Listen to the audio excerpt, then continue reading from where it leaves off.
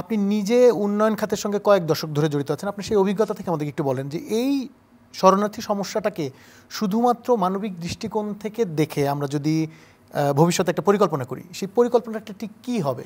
একটা হচ্ছে আমাদের প্রথমে ঠিক করতে হবে যে এই ইম্প্যাক্টটা পসিবল যতগুলি ফল আউট সম্ভব।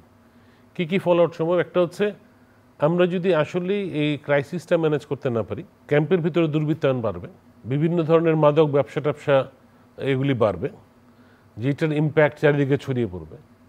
যতই চেষ্টা করি না কেন, যেহেতু ক্ষুধার্ত মানুষকে আপনি বন্দুকের নল দিয়ে আটকাতে পারবেন না, এরা চেষ্টা করবে সারা বাংলাদেশে ছড়িয়ে যেতে। সেইটার একটা সোশিও ইকোনমিক ফল আউট আছে, ওইটা একটা চিন্তার বিষয় আছে। এবং এদের যদি কেউ কেউ এখন আবার মিয়ানমারে যে যুদ্ধ করে, যুদ্ধ শেষে দেশে ফিরে আসে, তার একটা ডেঞ্জারাস এলিমেন্ট তৈরি হয়ে যাবে ওখানে।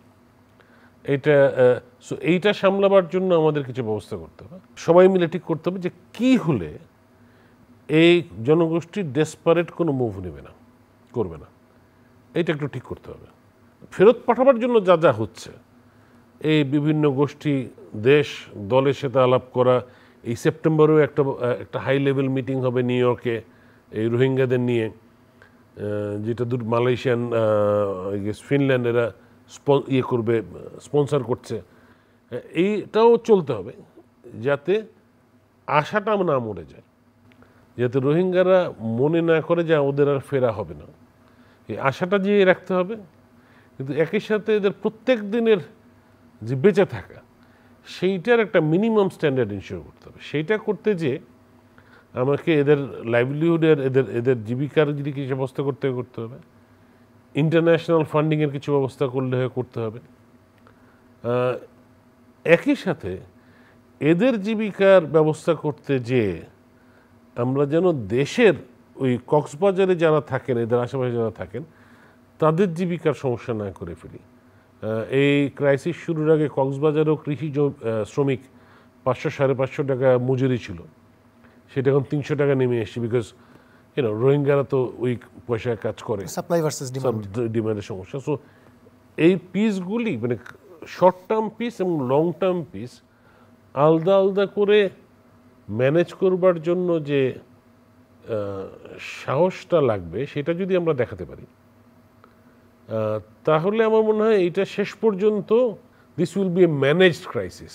এবং বাংলাদেশ অনেক কিছুর জন্যই পৃথিবীতে বিখ্যাত, তার মধ্যে এইটা একটা সুযোগ আসলেই আছে যে বাংলাদেশে আমরা যা করছি, যে লোকালাইজেশনের কথা বলছি, যে নতুন ডেলিভারি অ্যাপ্রোচের কথা বলছি, এটা যদি আমরা সাকসেসফুল হই, সেটা সারা দুনিয়ার জন্য উদাহরণ হয়ে থাকবে। খুব জরুরি সেটা হচ্ছে সবগুলি ভেরিয়েবলকে একসাথে নিয়ে একটা মুক্ত আলোচনা হওয়া দরকার। এর সাথে জড়িত যতগুলি পক্ষ আছে ইনক্লুডিং রোহিঙ্গা। সেখানে কি প্রত্যাবাসনটা একটা প্রায়োরিটি হিসেবে আসতে পারে? প্রত্যাবাসন তো অবশ্যই একটা প্রায়োরিটি।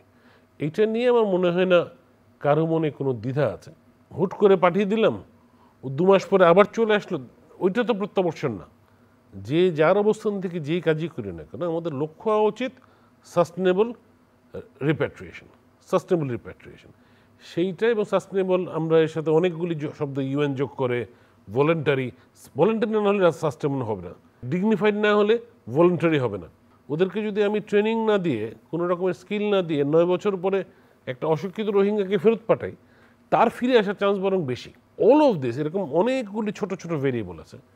আমরা সবাই ইন্ডিভিজুয়ালি জানি এইটা লাগবে সেটা লাগবে, কিন্তু ওই মুক্ত আলোচনাটা হচ্ছে না, একটা ডিসকাশন যেখানে সবাই সবার ওপিনিয়নগুলি দেবে, সেখান থেকে একটা কমন প্ল্যান, একটা ন্যাশনাল প্ল্যান, সেইটা করা দরকার।